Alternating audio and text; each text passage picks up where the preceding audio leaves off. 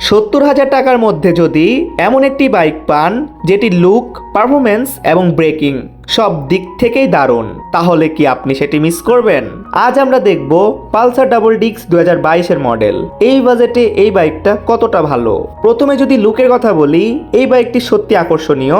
এর sporty headlight, শক্তপোক্ত trunk design এবং কালো নীল রঙের সমন্বয় সব মিলিয়ে এটি রাস্তায় আলাদা করে নজর কেড়ে নেবে। এছাড়া ডাবল ডিস্ক থাকার কারণে সামনে এবং পেছনে উভয় চাকাতেই ডিস্ক ব্রেক রয়েছে, যা এই দামে একটি বড় সুবিধা। পারফরমেন্সের দিক থেকেও এই বাইকটি বেশ নির্ভরযোগ্য। স্মুথ অ্যাক্সিলারেশন এবং ভালো পিকআপ থাকায় শহরের দৈনন্দিন যাতায়াতে এটি অত্যন্ত উপযোগী। মাইলেজও সন্তুষ্টজনক। যারা কম খরচে বেশি দূরত্ব অতিক্রম করতে চান তাদের জন্য এই বাইকটি পারফেক্ট হবে। ভিডিওটি চালিয়ে যাওয়ার আগে একটি সংক্ষিপ্ত স্পন্সর বার্তা।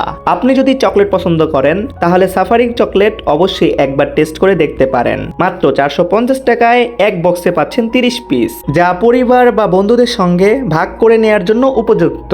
স্বাদে ও মানে এটি সত্যি প্রশংসনীয়।